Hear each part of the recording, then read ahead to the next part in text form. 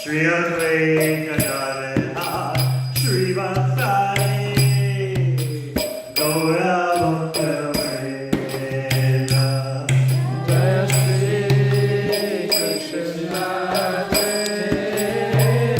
Chaitanya Prabhu Nityananda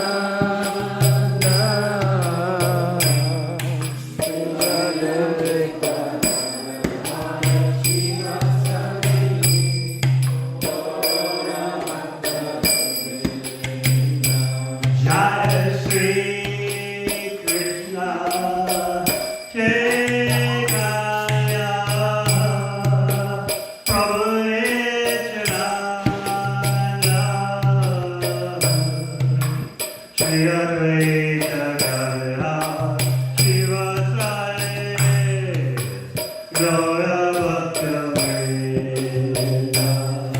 Jai Shri Krishna Chaitanya Prabhu Nityananda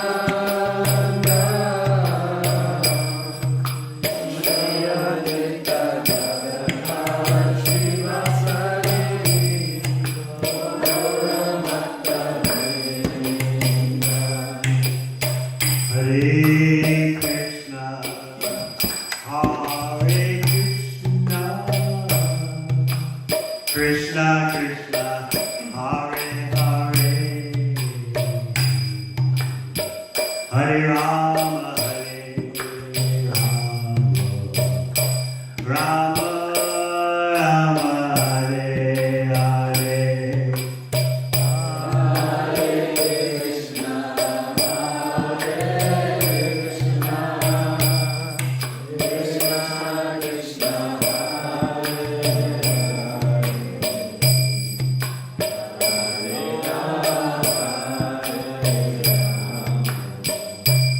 Hare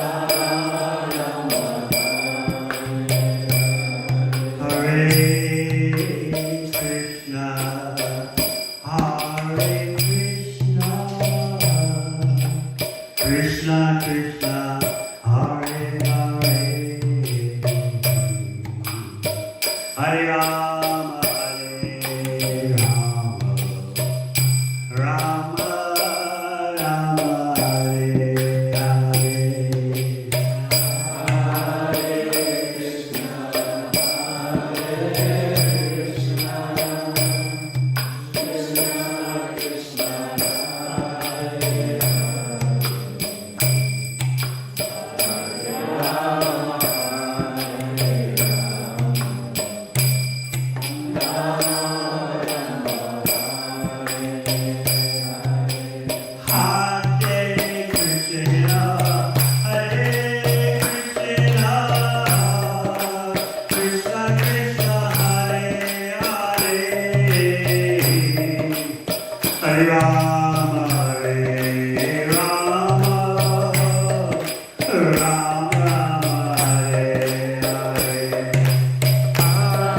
Hare Krishna, Hare Krishna, Krishna Krishna,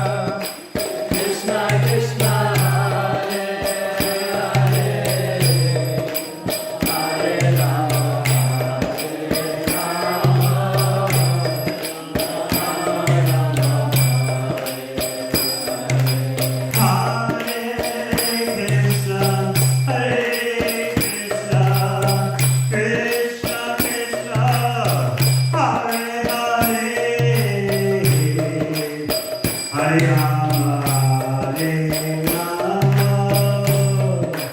Rama Rama, Hare Hare.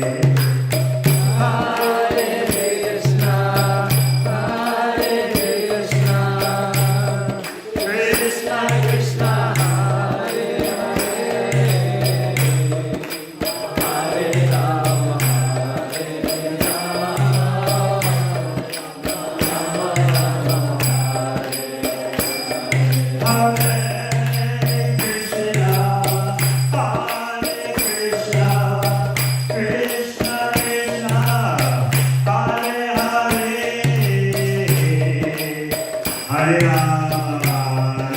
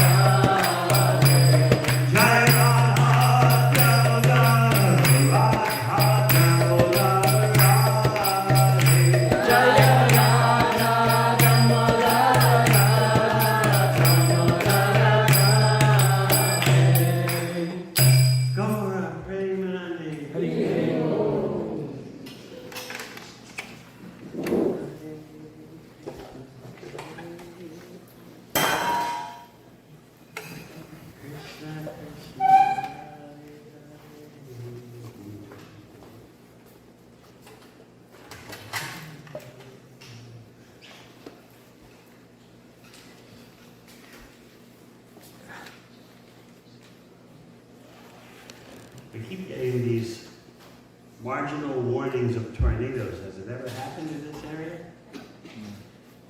No, it's probably the second year now. One or two.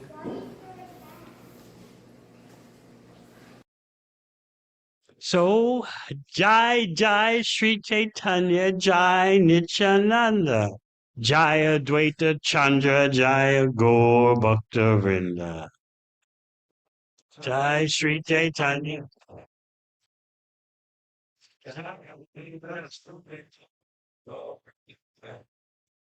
Jai Jai Sri Chaitanya Jaya Nityananda Jaya Dvaita Chandra Jaya Gaur Bhakta Vrinda.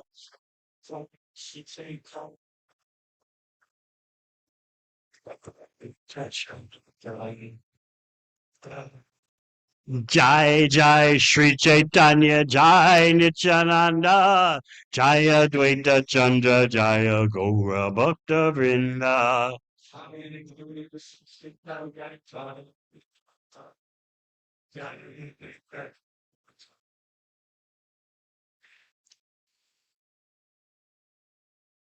We were going to begin with Majjhīla chapter 17, Lord Chaitanya making his pilgrimage to Vrindavan, but an idea came to my mind.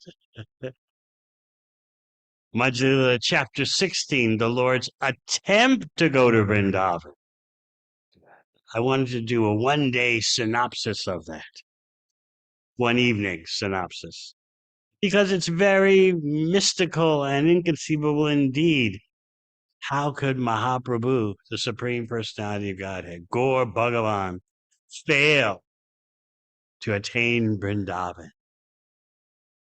Just the very title of the chapter, the Lord's attempt to go to Vrindavan, makes you wonder, isn't the Supreme Personality of Godhead achyuta, infallible? His purposes are never foiled, even in the slightest.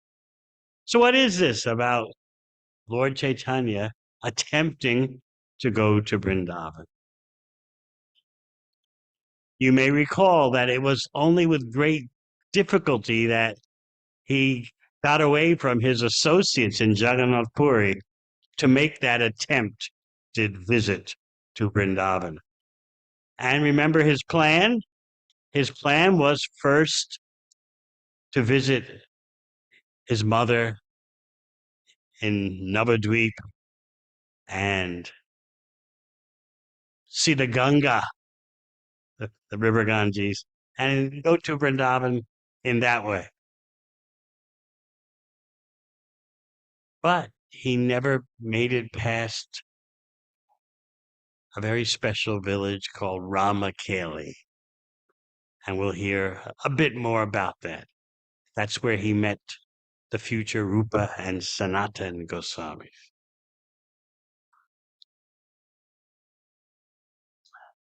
We'll join the situation at Shantipur. How many of you have been to Shantipur? 1, 2, 3, 4, 5. So that's the place associated with Advaita Acharya.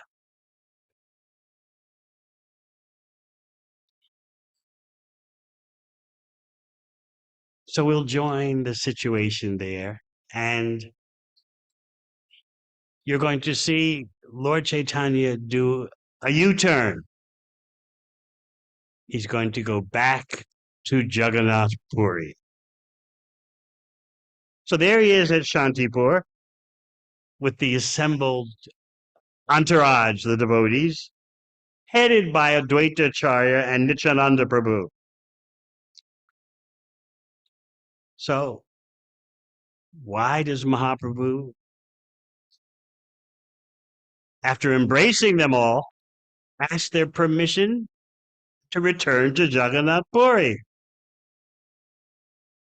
It was only with great difficulty that they gave him permission to leave Puri to go to Vrindavan. Of course, this is the Supreme Personality of Godhead, bound by love with his, between the devotees and him.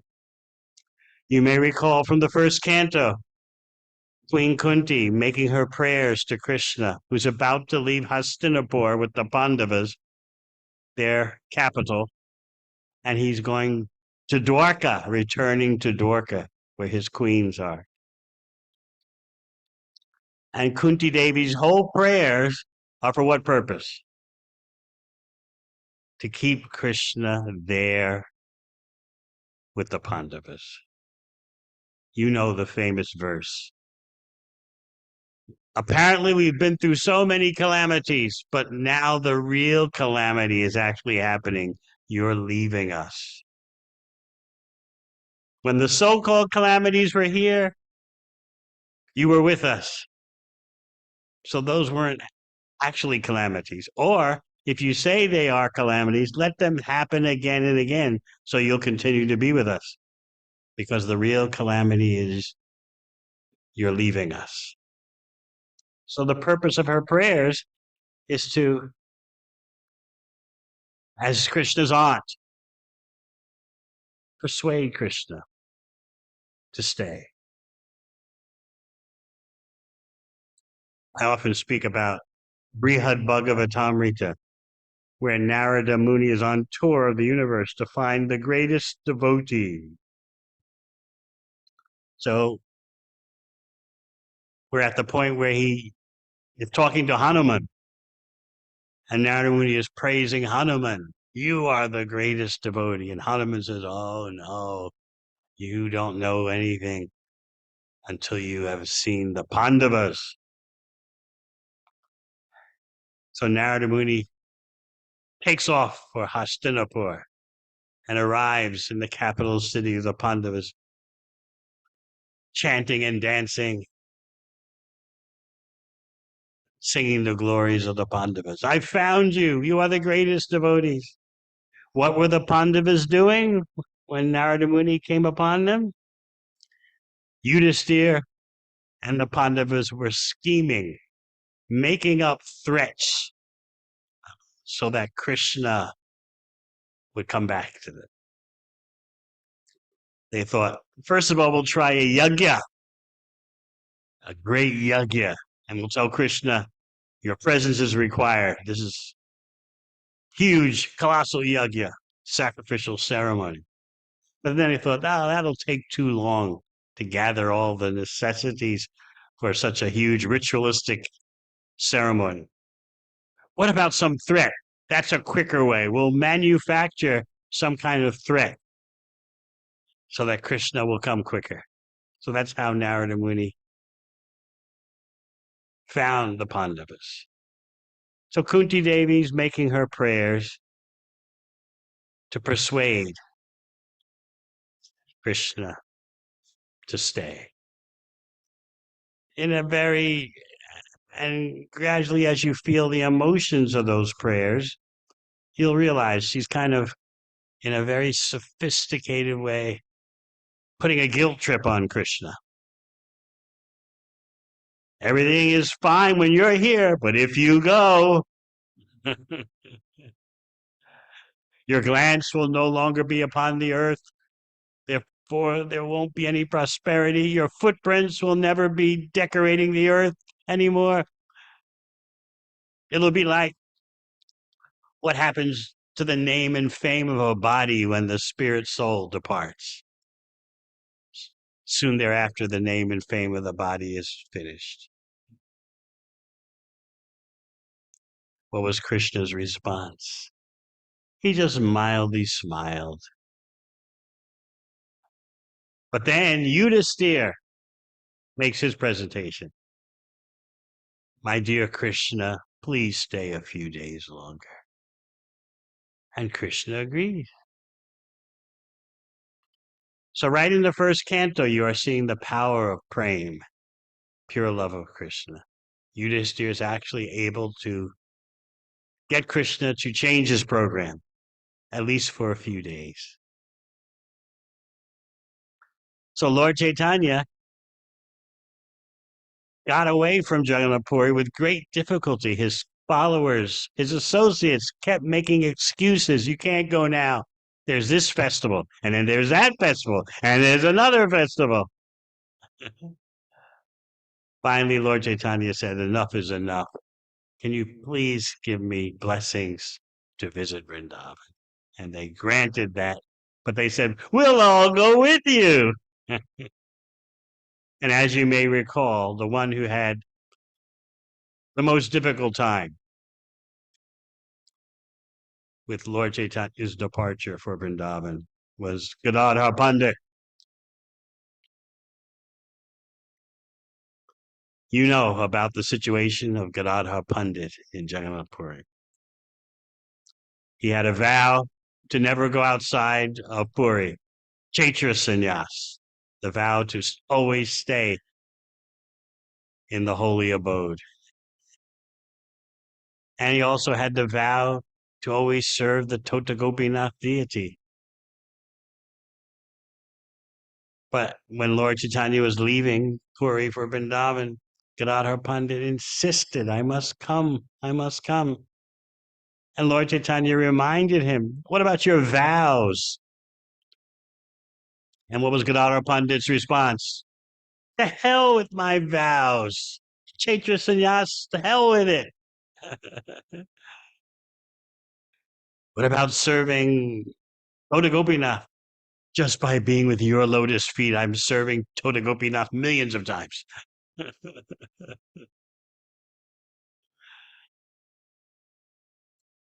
So Gadadhar Pandit wouldn't go back to Puri.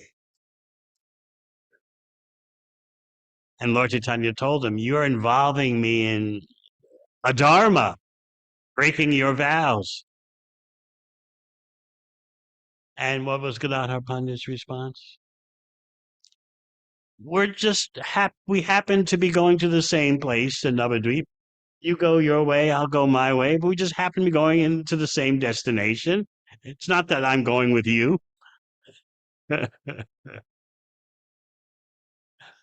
This went on for a while until finally Mahaprabhu said, enough is enough. You go back. And Gadadhar Pandit collapses on the ground unconscious. Have you ever, upon someone's departure, collapsed on the ground?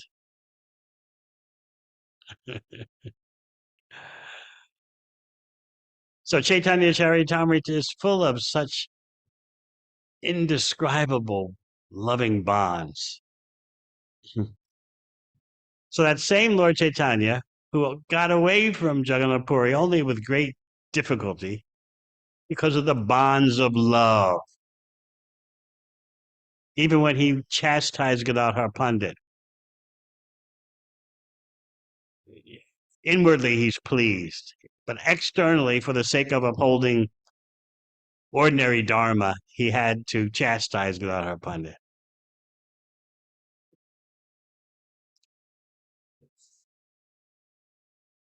Inwardly, though, Lord Chaitanya was relishing the love of his devotees, but for the sake of the world, he was emphasizing the external dharma.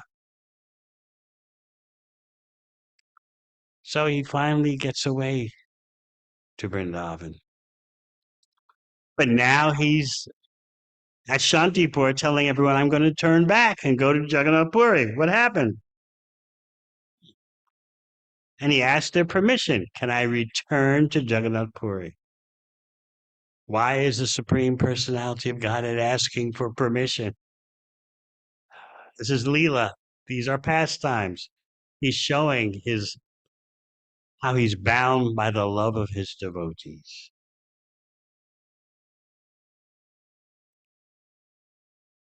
And since he had seen all these devotees who usually come to Puri every year for Rath Yatra, since he had seen them in Shantipur, he said, no need for you to come this year because I still intend to leave for Vrindavan, even though I'm going back to Puri. He says, I shall certainly go to Vrindavan from Jagannath Puri. If all of you give me permission, I shall return here, Shantipur. again, without difficulty. So Lord Chaitanya is always asking permission, asking for the blessings of the Vaishnavas. That's something we should think about. The blessings of the Vaishnavas are not just some empty symbolism. It's not that we just go through a ritual of asking blessings. The blessings of Vaishnavas have potency. So Lord Chaitanya is saying, I shall certainly go to Vrindavan. He hasn't given up. But I'm going back to Puri.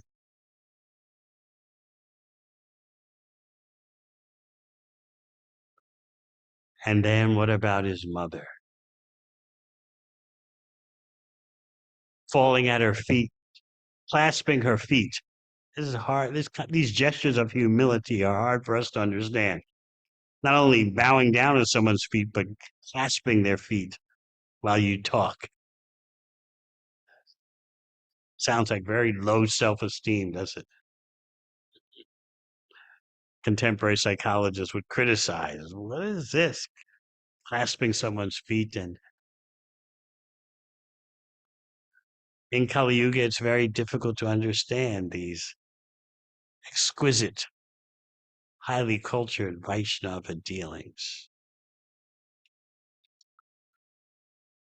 So he's clasping the feet of his mother and requesting her permission. He's requesting her permission. Eventually, I'm going to go to Vrindavan. I haven't given up. Do I have your permission? So you see the emotional intensity the bhava is building up. Go to Vrindavan, attempting to go to Vrindavan. I still plan to go to Vrindavan. Give me permission to go to Vrindavan. It makes you start to think about how Vrindavan Dham is not part of the material world. So from Shantipur, Sachi Devi went back to her home in Navadvip, and Mahaprabhu, surrounded by his devotees, started on the road back to Puri. Whatever devotees accompanied him were very happy. They got to render all kinds of service to Lord Chaitanya. Devotees live for service. We have a difficult time changing our nature from being the center of enjoyment to rendering service and making that service the center. We want to be the recipients of service. Do this for me, do that for me, make me feel good, entertain me, recognize me, glorify me.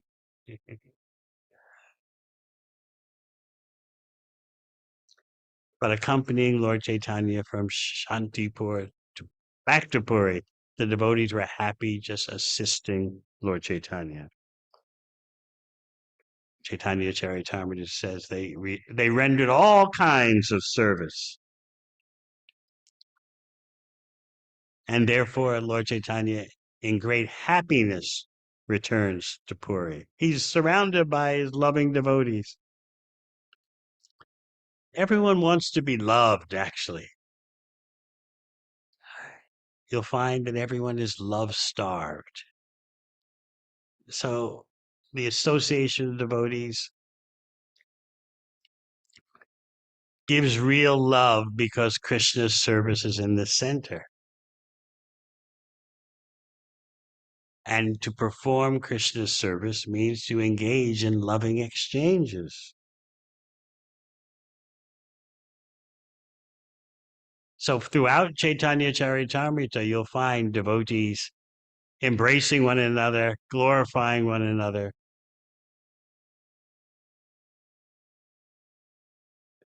You'll find that happening between Lord Chaitanya himself and the devotees. These are eternal activities of the spirit soul.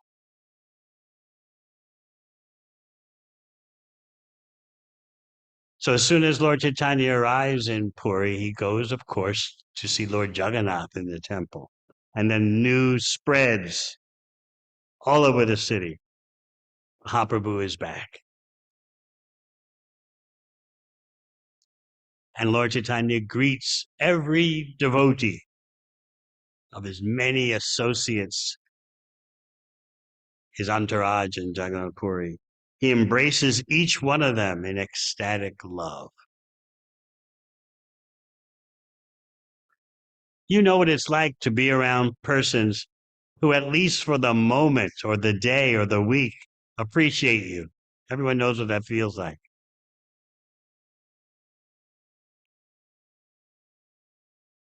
If someone just feels appreciated, if they feel some soothing, some succor, even just some respect, it makes you feel so good. You may be as cynical as you can be, but still your heart is touched. So we should not forget that devotees want to feel appreciated. They have their idiosyncrasies. They have their styles that aren't your style or my style, but they actually want to feel cared for and loved. And if they don't get that in the society of devotees, they'll try to get it out of the material world. And according to their karma, they'll experience happiness and distress.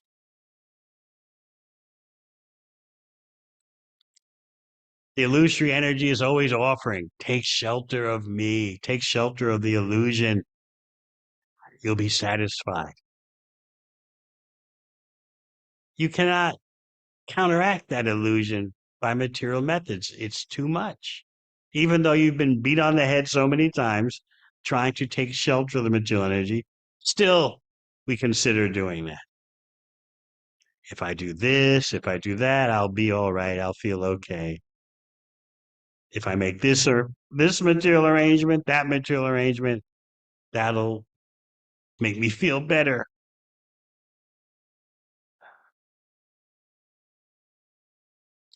I was just reading how the U.S. Surgeon General, in commenting on the health situation of the U.S., said the greatest defining reality of the present day is mental illness among the youth.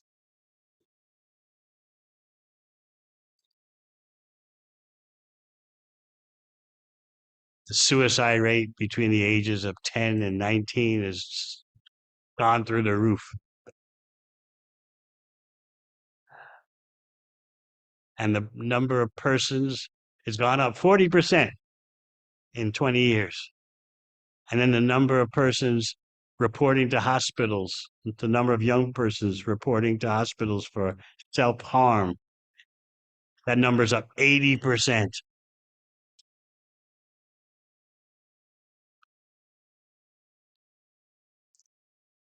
This is a result of trying to take shelter of the material energy for fulfillment. But what can we do in the society of devotees? Through the relationships between devotees, there has to be that sense of care, sensitivity, at least respect, because everyone wants to be loved and to love.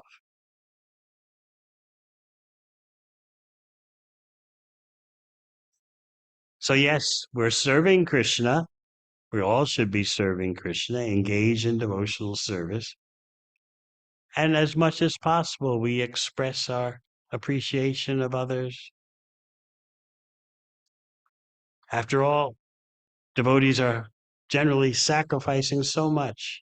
They could be doing so many other things than devotional service. So if they don't feel the heartfelt affection amongst devotees, they'll try to get it in the material world.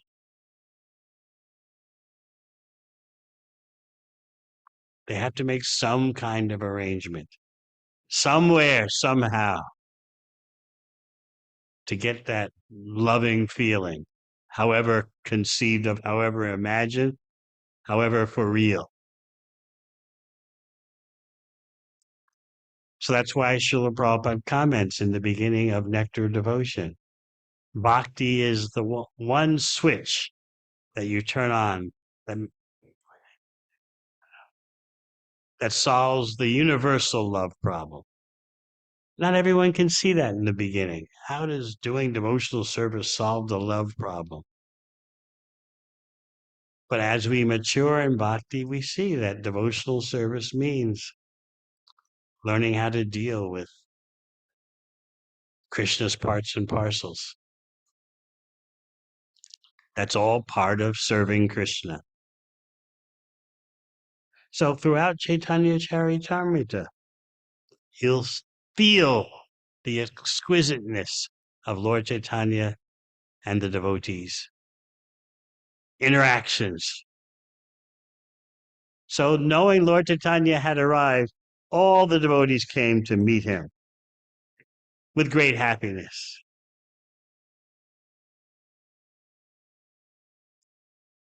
And Lord Chaitanya embraced each one of them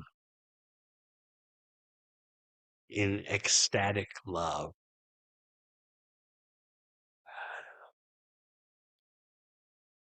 People talk about love, but ecstatic love? What could that be?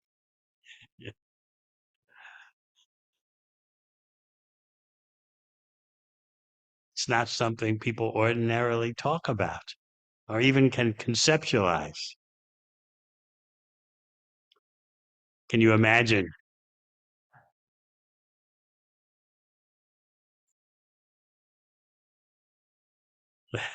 Let's say Yasudev Prabhu saying to his wife, I feel ecstatic love for you.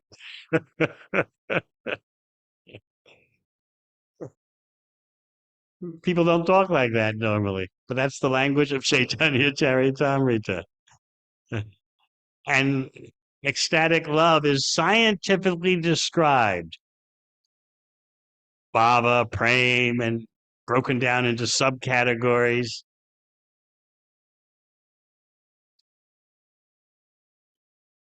Anubhava, Vaibhava.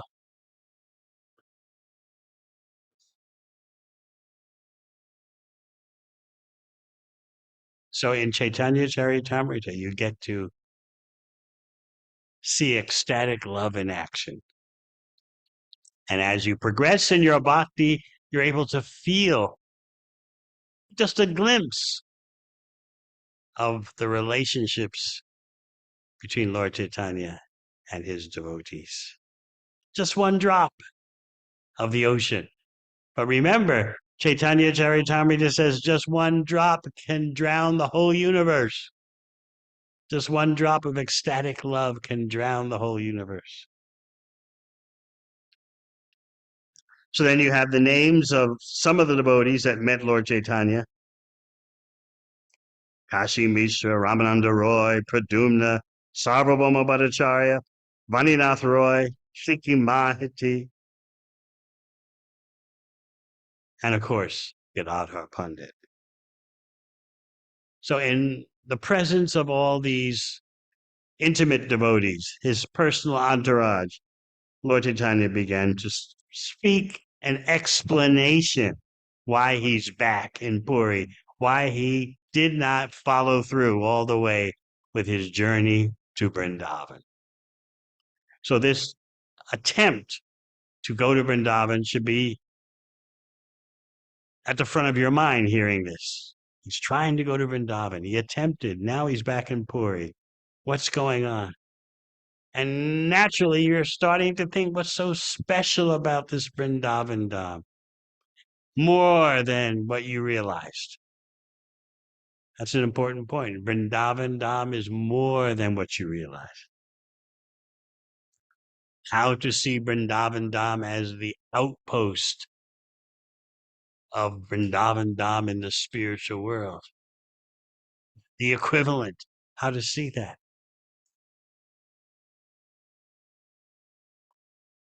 So Lord Chaitanya begins his explanation. He says, "It was my decision to go to Vrindavan through Bengal in order to see my mother and the river Ganges. I went to Bengal, but thousands of devotees began to follow me." He begins to describe how everywhere he went, thousands of persons would surround him. Sometimes the crowds were so great that whatever house Lord Chaitanya was staying at, the crowds would destroy the house and the boundary walls.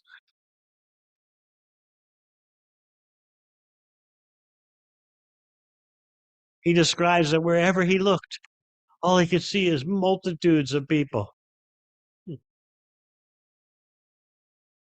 So he proceeded onward to Ramkeli. And there, of course, he met Rupa and Sanatan, the future. So he describes the particular salient aspect, the most striking aspect of Rupa and Sanatan Goswami. Their meeting with Lord Chaitanya is described in detail previously in Madhya Lila. And that's where Narottam Das Thakur receives inspiration for his song, Sri Krishna Chaitanya Prabhu Daya Karamore. So Lord Chaitanya explains about that aspect that should be so prominent in your mind. These two brothers are great devotees and suitable recipients of Krishna's mercy. But in ordinary dealings, they are government officials, ministers to the king. So you say, all right, so they're great devotees and they have a job. They work for the government. So you should be intrigued.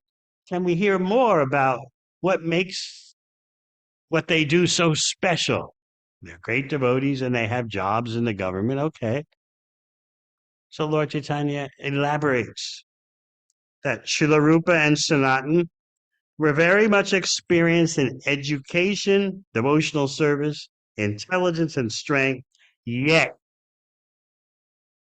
they think themselves inferior to straw in the street. Now that sounds very poetic to us.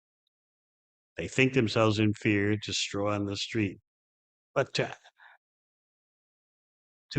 we should more than appreciate the literary artistry of that expression. We should think Rupa and Sanatan actually felt that way, in spite of their material glories.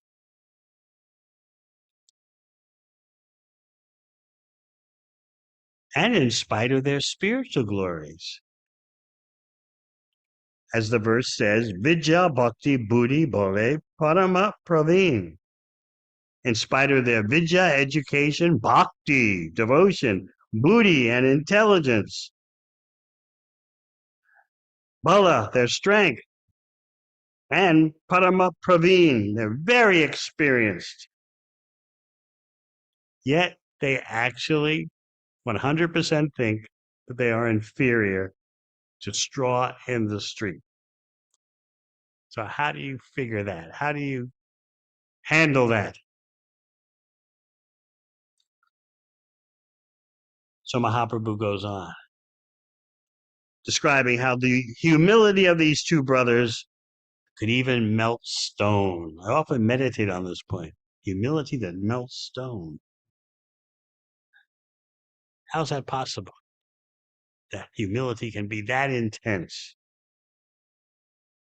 So Lord Chaitanya says, because I was very pleased with their behavior, I told them, although you are both very much exalted, you consider yourselves inferior.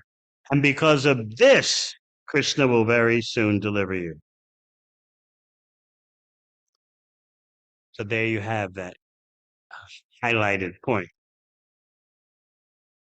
You're both very exalted, yet you consider yourselves inferior. Therefore, Krishna will deliver you very soon.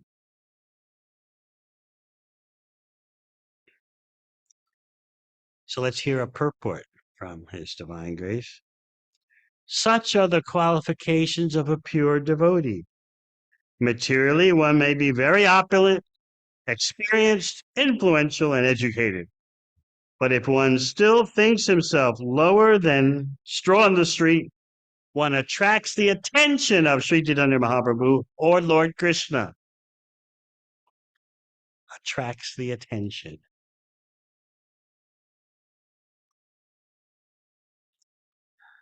This reminds me of Brihad Bhagavatamrita describing the word dainya, another word expressing meaning humility, but it's more packed than the English definition, humility. Dainya means that you think yourself to be so inferior to straw on the street, but everyone can see that you have extraordinary qualities and abilities, but you don't think that way about yourself. That's dainya, according to Sanatana Goswami. You think yourself to be useless.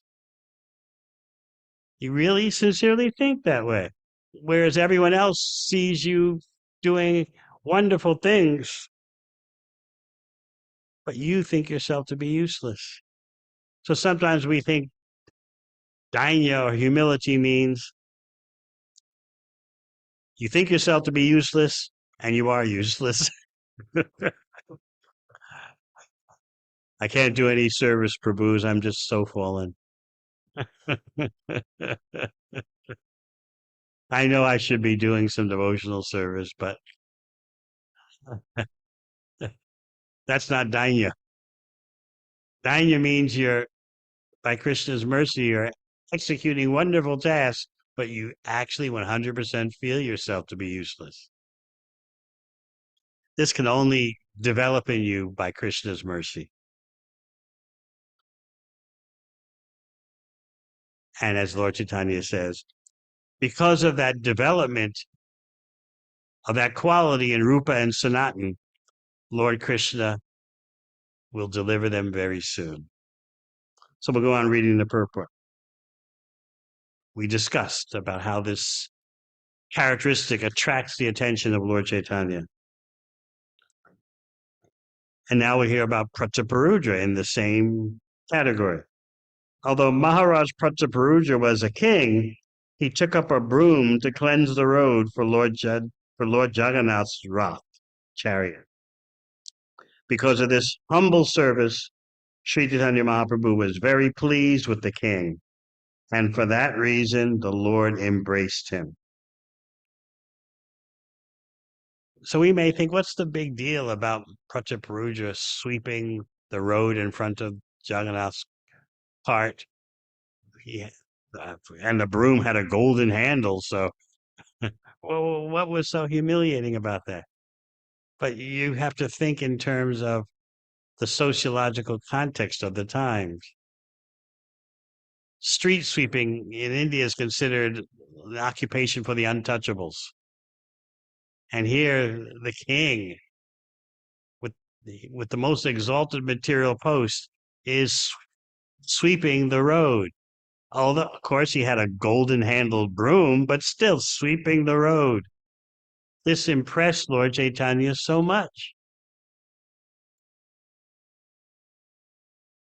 Whereas in the Western world, we would say, what's the big deal? We're focusing on that golden handle of the broom. We're not focusing on the humility, and we don't have the same occupational conceptions as during the time of Prataparudra Maharaj. Sweeping the street, how much do you get paid? Yeah, I'd sweep the street if they paid me enough. What are the benefits? How many weeks vacation a year?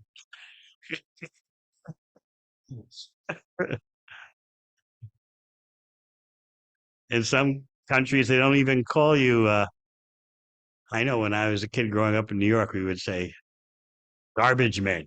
The garbage trucks would come by and you'd call them garbage men. And then it changed to sanitation workers. When I was living in Sweden, they had an even more exalted title for such workers. Location maintainers.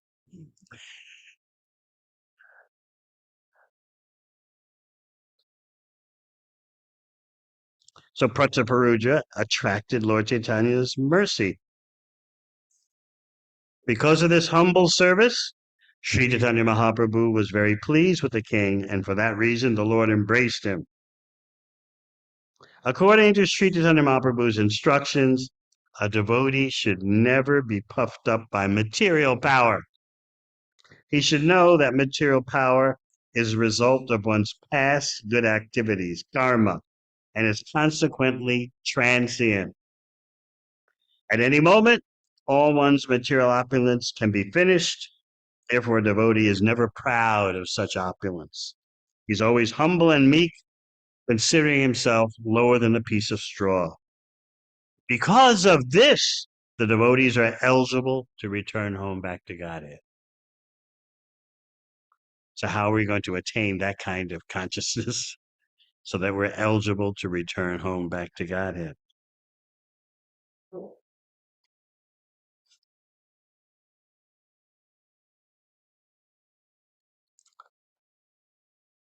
During my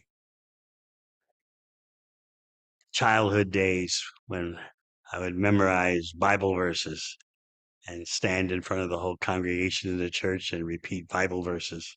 It must have been about 4 years old.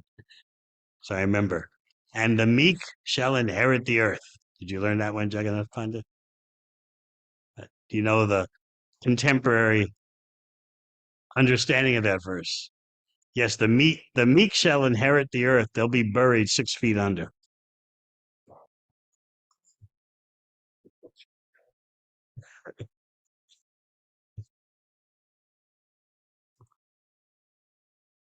So persons with that conception of meekness have a difficult time understanding Bhagavad Gita situated in the Battle of Kurukshetra. Krishna wasn't allowing Arjuna to be meek.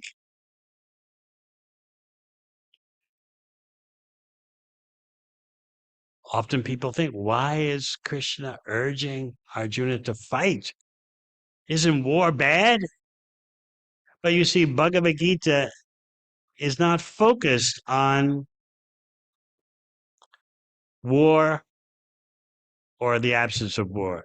It's focused on stopping the cycle of repeated birth and death. As long as the senses are uncontrolled, the mind is uncontrolled, there's lust, anger, greed, madness, envy, illusion, there'll be war. As long as there's inner turmoil, there'll be outer turmoil. So Bhagavad Gita is not focused on war or the absence of war. I remember Srila Prabhupada saying that, do you think that if there's no war, that automatically that means there's peace? There's always some kind of war going on, inside, outside. So Bhagavad Gita is not concerned with stopping external war. Because as long as humans are conditioned souls, they'll fight. But Bhagavad Gita is focused on stopping the cycle of repeated birth and death. So sometimes persons have a hard time understanding that. Krishna should be focused on stopping the war. Stop the war now. But we say, do you think even if there was no battle of Kurukshetra, do you think there'd be peace? As long as there are material desires, there'll be conflict.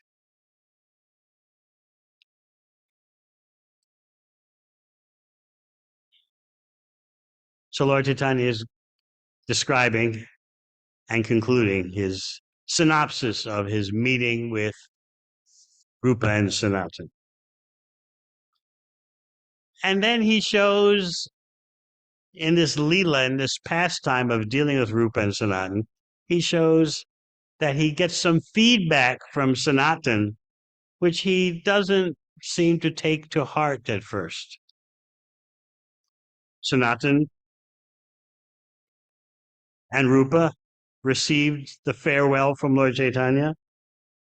And as Lord Chaitanya was leaving the two of them, Sanatana Goswami says to him, it's actually not appropriate for someone to go to Vrindavan followed by thousands of persons.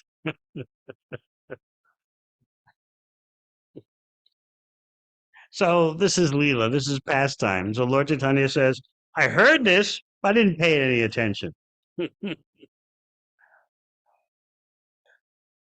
at that moment. Of course, we should take feedback very seriously, especially if it's from well-wishers.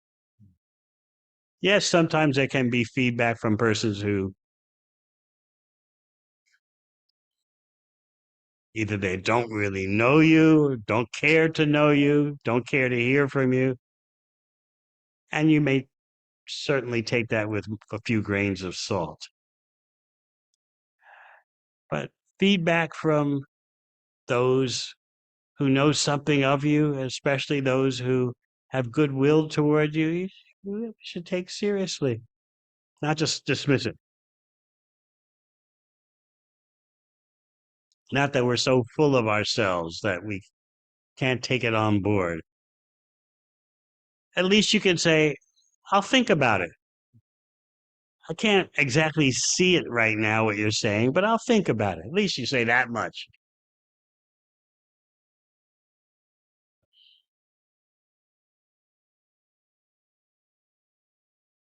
So Lord Chaitanya says, although I heard it, I didn't pay it any attention.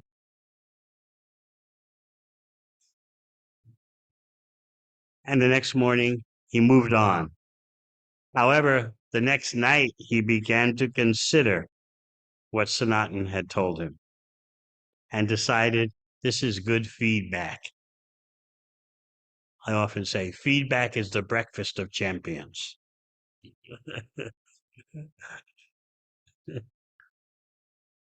So Lord Chaitanya is presenting his deliberations.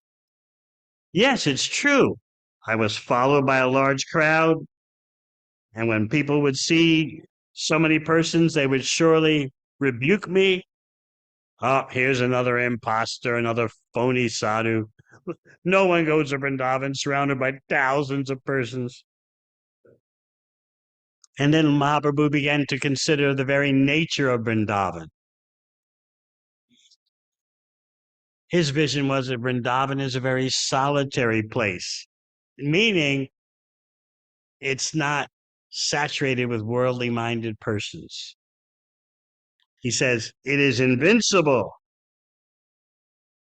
Durgama, very difficult to achieve.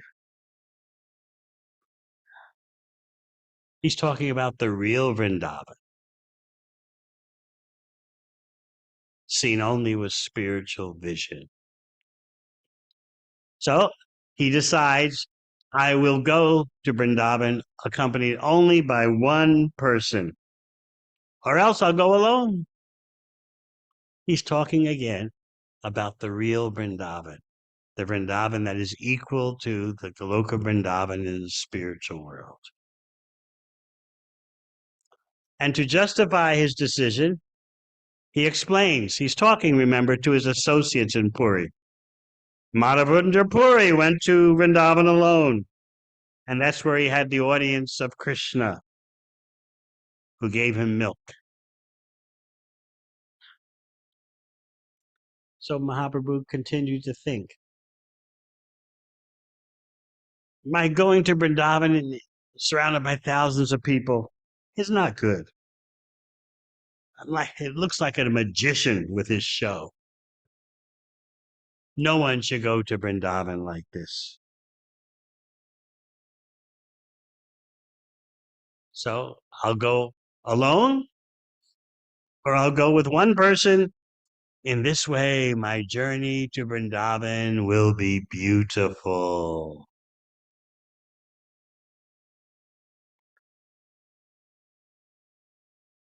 Look at what I was doing. I was going with thousands of persons, soldiers, beating drums.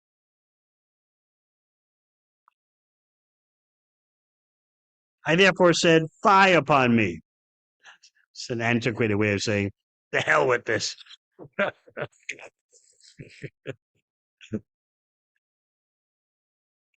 I returned to the bank of the Ganges.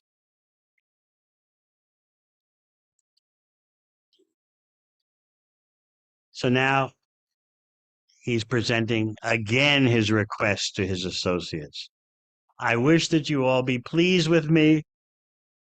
Give me good advice. Tell me how I can go to Vrindavan without impediments. Remember, he already had left Puri with the blessings of the devotees who gave those blessings reluctantly. Now he's returned to Puri without making it to Vrindavan. He's asking for their blessings again. Tell me, how shall I be able to go to Vrindavan without impediments? So you really get into the consciousness of wanting to go to the holy Dham. How shall I attain Vrindavan? It's an invincible place. How can I do it?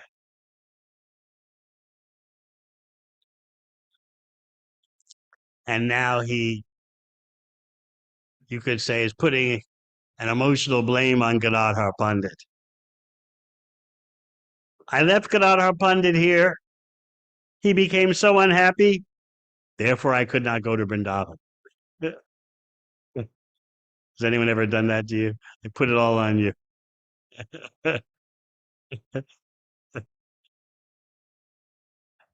I did this and I did that, but I couldn't do this because you became very unhappy. You ever do that?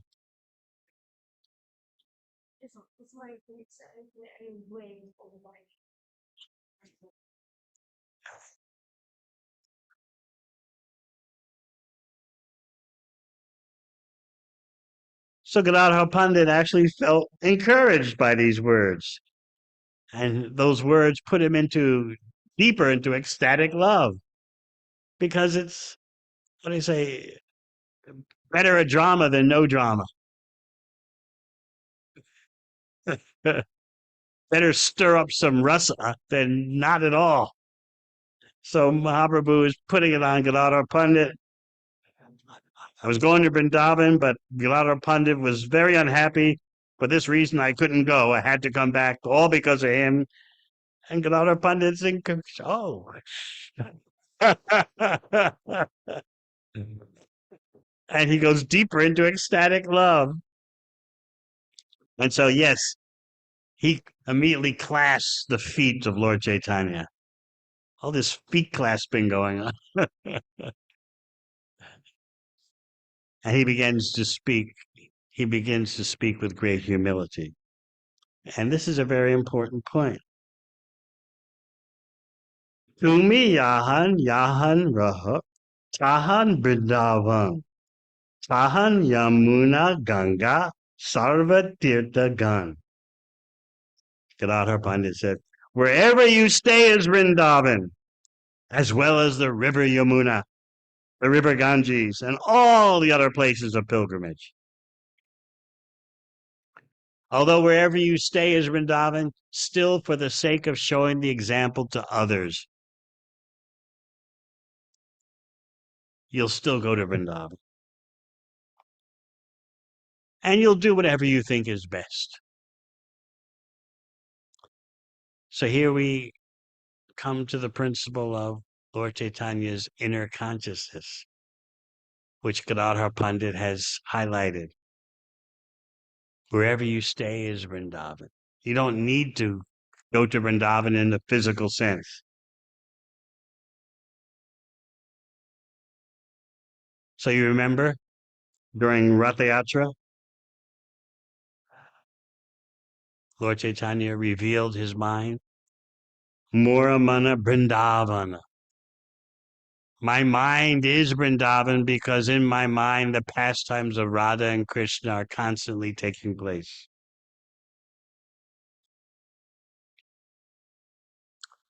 So we get a very beautiful purport telling us how it's not essential for Mahaprabhu to go to Vrindavan because wherever he stayed was immediately converted to Vrindavan.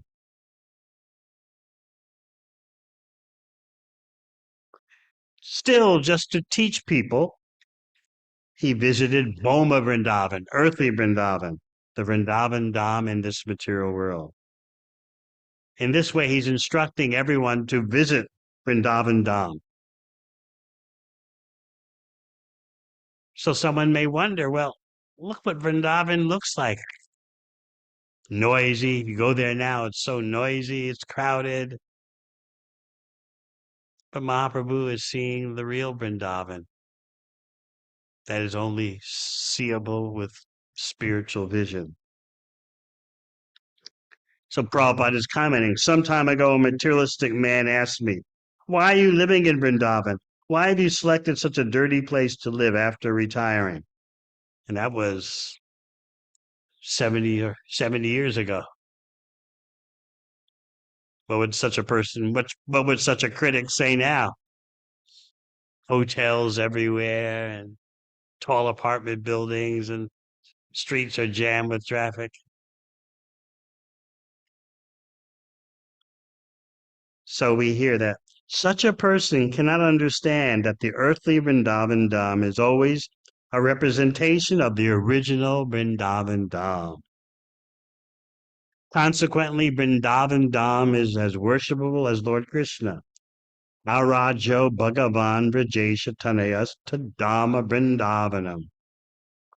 According to Sri Chaitanya Mahaprabhu's philosophy, Lord Sri Krishna and his abode, Vrindavan, are equally worshipable.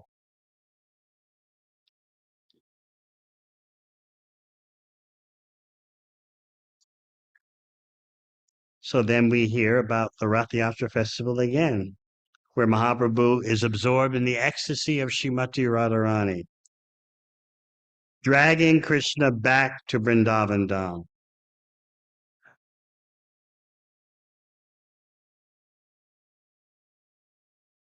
One interesting point that's raised is that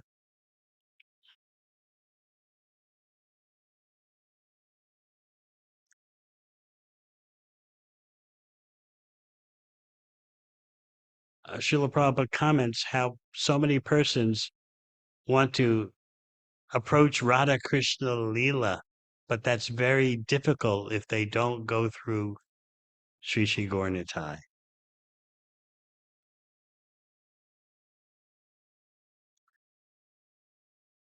Although it is very difficult to enter into the Radha Krishna pastimes, most of the devotees of Vrindavan are attracted to Radha Krishna Leela.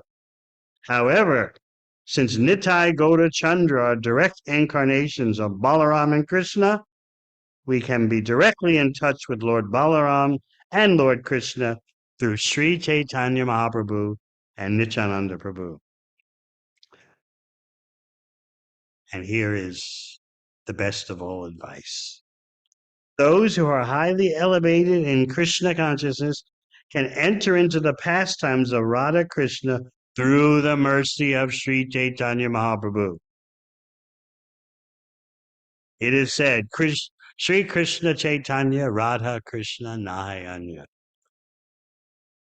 Sri Krishna Chaitanya Mahaprabhu is a combination of Radha and Krishna. Bhaktivinoda Thakur comments that by Dasyaras, serving Lord Chaitanya as a servant, that is the gateway to all the other rasas.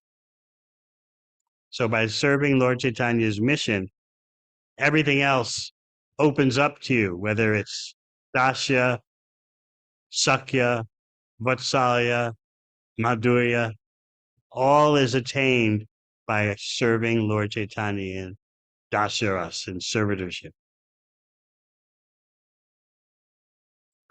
So then we hear the surprising point that who Prabhupada calls the eternal Brajbasis, the eternal residents of Vrindavan, like Sri Damodar, never went to Vrindavan Dham. And you get a whole list of Lord Chaitanya's associates who there's no record of their ever visiting Vrindavan. Sri Pundarik Vijanidhi, Sri Haridas Thakur, Srivas Pandit, Shivananda Sain, Sri Ramananda Roy, Sri Shiki Mahati, Sri Madhavi Devi, Sri Gadadhar Pandit Goswami never visited Vrindavan Dham.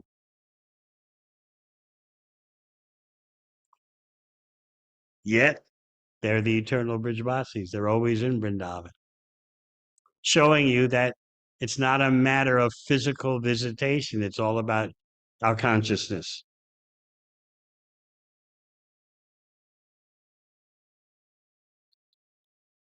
The real Vrindavan is appreciated only by a pure devotee. As stated in the Brahma Samhita, Premanjana Charita Bhakti Vilochanena. When one has purified eyes, he can see that Sri Vrindavan and the original Goloka Vrindavan planet in the spiritual sky are identical.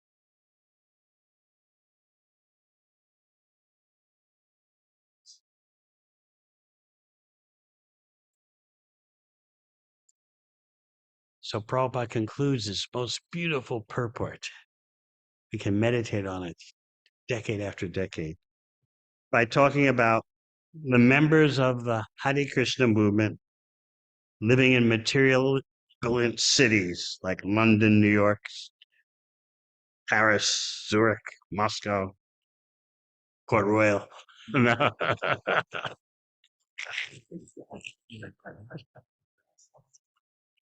He says, because we live in the temples of Radha Krishna and continuously hold Harinam Sankirtan, we consequently live in Vrindavan and nowhere else. Well, that's something for us to realize.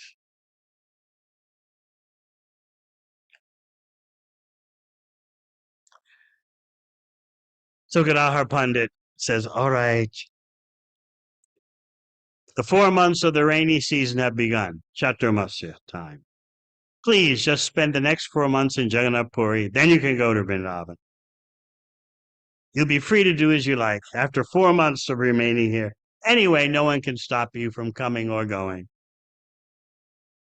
And all the devotees agreed, yes, Gadadhar Pandit has spoken nicely.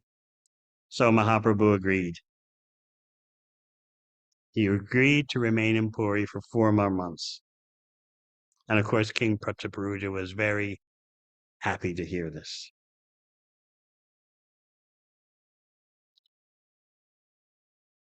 So then you have to have a lunch pastime because Krishna Prasad is not ordinary. Gadadhar Pandit extended a lunch invitation to Lord Chaitanya, and the Lord Chaitanya took lunch at the place of Gadadhar Pandit with other devotees. And what about the potency of that prasad? Kaviraj Goswami says, no ordinary human being can possibly describe Gadadhar Pandit's affectionate presentation of food or Sri Chaitanya Mahaprabhu's tasting this food. So the presentation saturated with affection by Gadadhar Pandit, you can't conceive of it. No ordinary human being can conceive of it. And what Lord Chaitanya tasted, no one can conceive of. That's real prasad.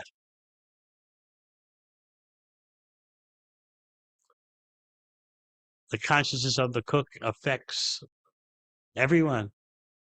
The consciousness of the person who serves the prasad affects everyone. The consciousness of the one who offers the food affects everyone. So I've often meditated on this verse, knowing no ordinary human being can understand the affection of the Gadadhar Pandit's presentation of food, and no one can understand what Mahaprabhu was tasting.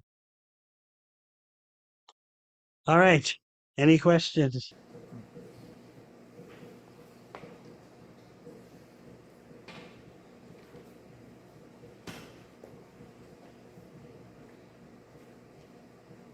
Yes.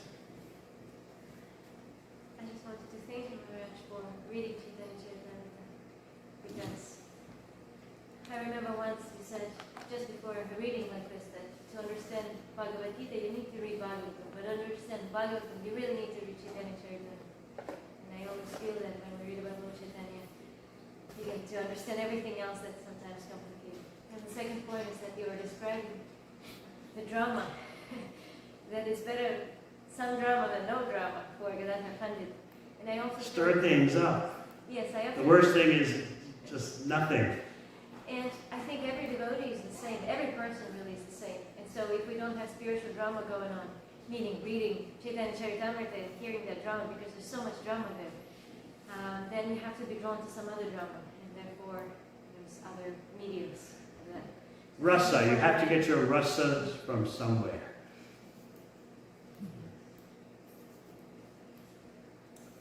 Get it from burying yourself in mundane news. Get it from mundane music. Get it from movies, this, that, social media. You got to get it from somewhere. I was just reading where one famous historian said that politics is the systematic organization of hatreds. How did politicians know how to deal with people's anger? I lost my job, or my business closed down, or I lost my pension pension benefits have been decreased. My company went bankrupt. So politicians know how to capitalize on that. Drama, rasa, anger.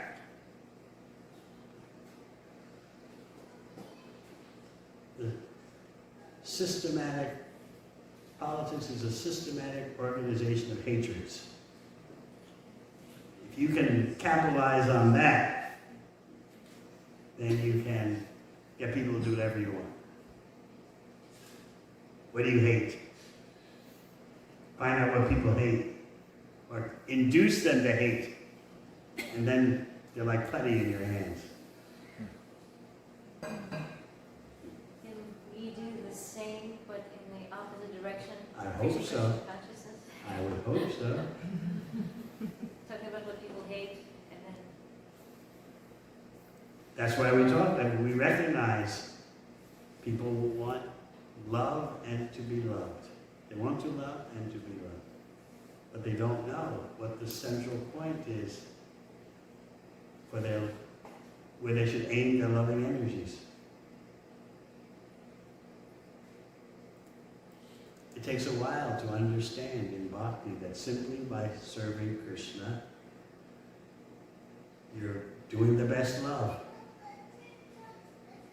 But we have this conception that, but I'm afraid if I just focus on Krishna, what about everyone else? But that's immature love. When you actually love Krishna, you realize the relationship with everyone else. That's why in Bhagavad Gita chapter 4, after Krishna says, Tadvidi pranipatena, if you want to know the truth about all that I've explained previously in chapter 4, then you need a genuine guru. And what's the result of having a genuine representative of Krishna?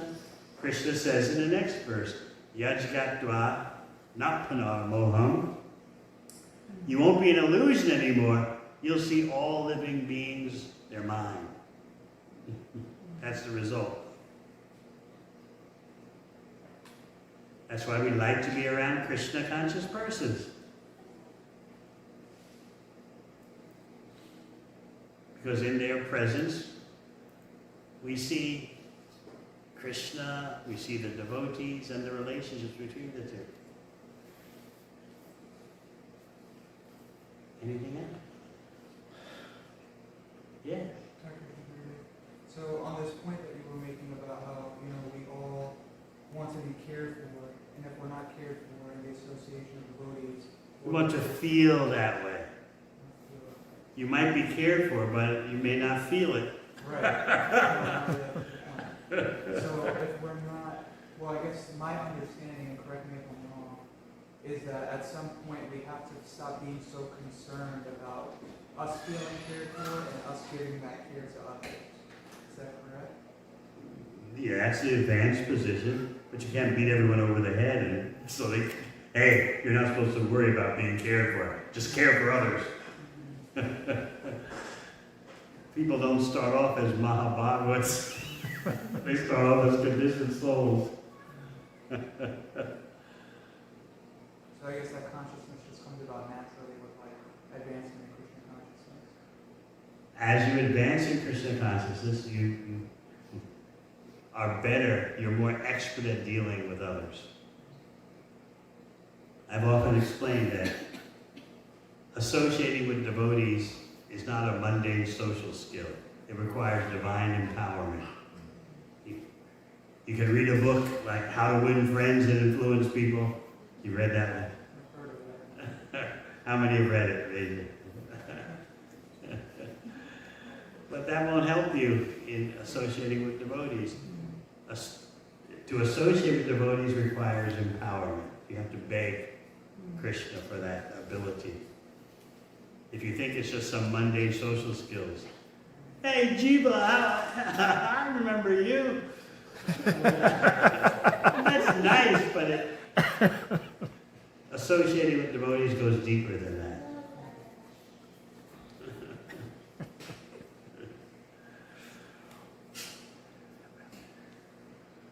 In How to Win Friends and Influence People, you're taught to always remember someone's name and repeat that name because everyone likes the sound of their name. Oh, you remember my name? Sometimes they blame their gurus. You know, he didn't even remember my name. You got 10,000 disciples, he didn't remember my name.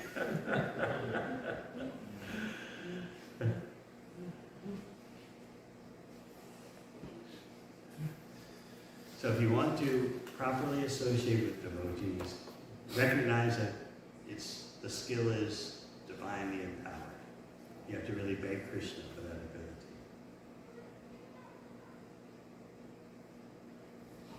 Sometimes you can get angry at devotees, right? And you feel justified. I remember one section of the 4th canto, Bhagavatam, where it says that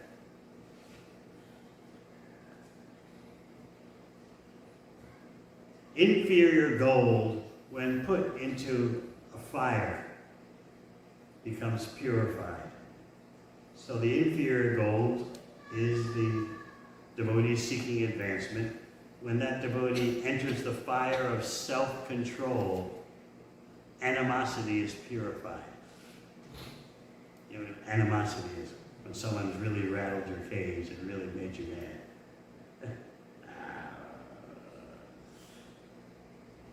But by trying to self-control that, you become purified. Trying to control it is like putting inferior gold into a fire. And the impurities leave. The animosity leaves, but it takes self-control. Because your natural tendency is, damn you! I hope you take Bert as a frog.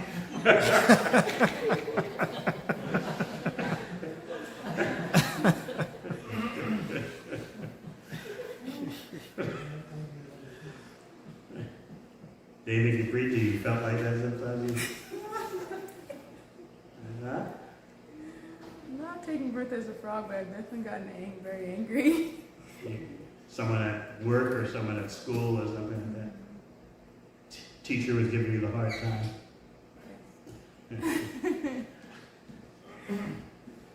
Anything else? Yeah. You mentioned that wherever Lord Chaitanya is Vrindavan, but he still goes to the Bhumi Vrindavan to teach the people. Yeah. So what exactly is Lord Chaitanya trying to show us? Look, she's asking. Say it again. So Lord Chaitanya, wherever he is Vrindavan, but still he's instructing that the people should go to Vrindavan. And so? And I guess my question is, like, why or what is the importance for us to go to the physical Vrindavan? What is the importance of us to go to Vrindavan? And hopefully you'll go to more than the physical Vrindavan. Because gradually, it may take all your life, but gradually you realize that there's no difference between Boma Vrindavan, earthly Vrindavan, and the Vrindavan at the top of the spiritual world. Right now you may be thinking, why didn't Lord Chaitanya say go to Vietnam?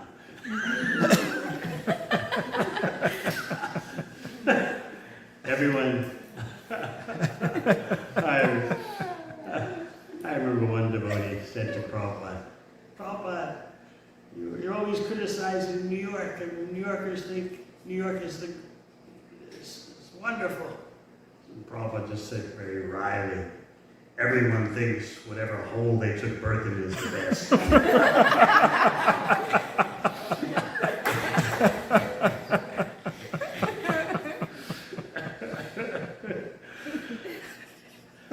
So gradually, by spiritual advancement, you'll realize that Vrindavan's better than Vietnam.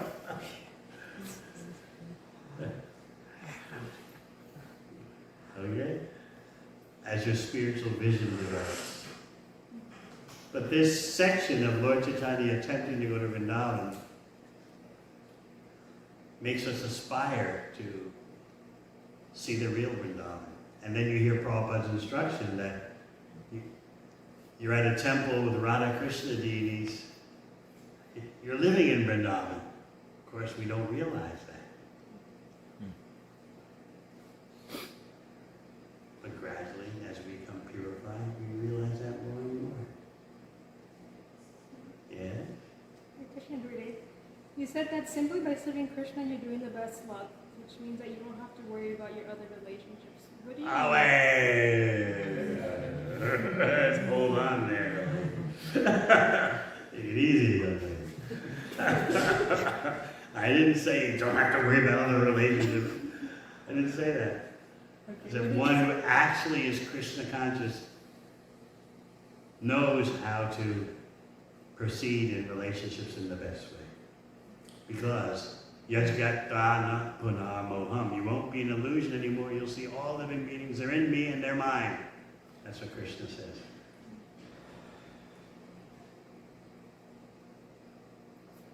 Like a bicycle wheel, to use a crude example, you know how to deal with the axle, the hub, as well as the spokes. The spokes all connect to each other through the hub. Otherwise, they're meaningless in their interactions with each other. A spoke has to interact with another spoke through the hub.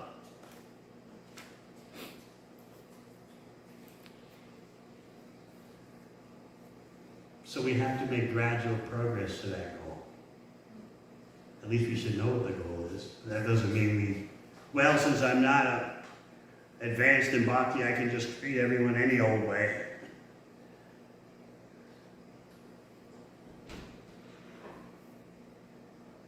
But we should know that as we become more Krishna conscious, we become more expert in dealing with others. And we're more able to show real love.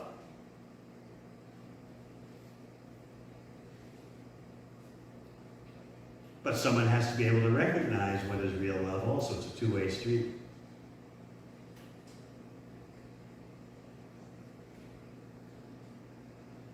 But in the beginning, neophytes are concerned. Okay, all this attention for Krishna, what about me? Who's loving me? So that has to be dealt with in bhakti. And therefore we have different ashrams, which are different ways of dealing with the need for love and to be loved.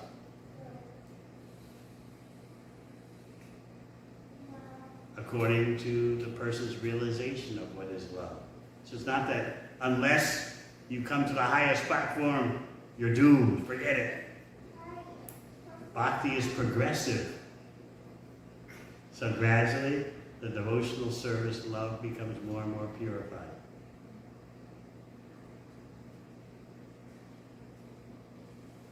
Just like that little child. Hey, what's your name?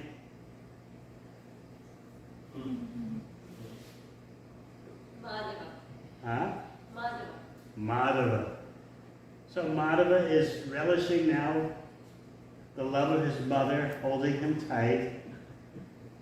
But gradually, as he gets older, his conceptions of love will widen.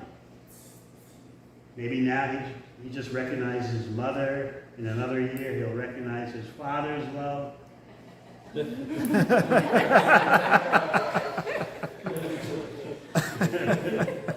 And he'll be envious of his sister.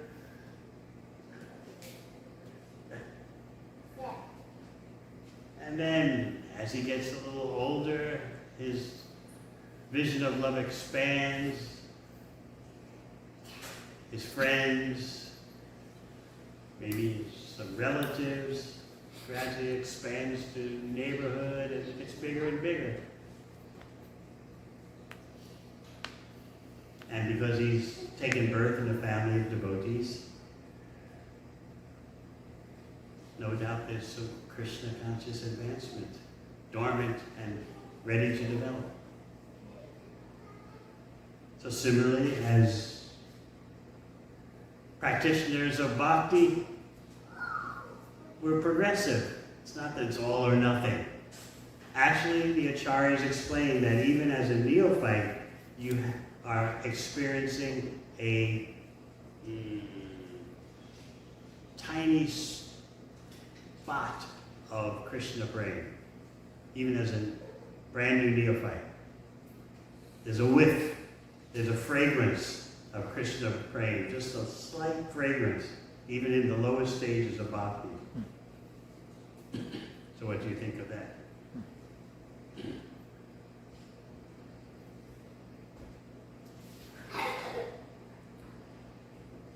You have a question? It's a long one though, right? Okay. You mentioned about the India, and that a person who is highly qualified, he feels that he is not qualified. But what about... Everyone else sees the Yes. person is highly qualified. Yes, I understand. But what about those devotees who are in fact not qualified, and they see they are not qualified? How do they have opportunity to experience the India, and do they have opportunity to please the Lord? Well, Leela Madhurya, she thinks she's very unqualified, but everyone is watching how dedicatedly she serves the deities. I can look out my window and see her power walking back and forth between the temple and where she stays, and totally concentrated, totally focused.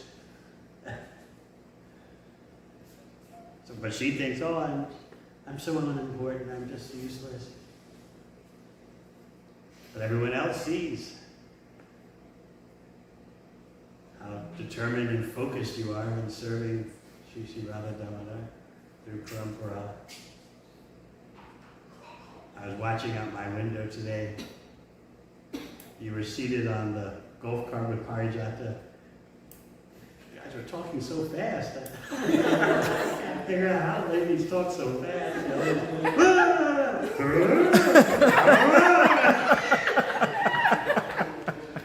It's some kind of Shakti, isn't it?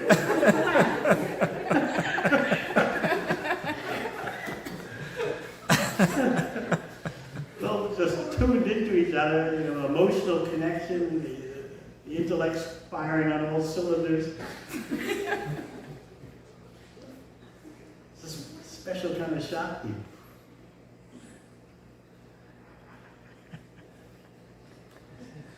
All right. Thank you very much.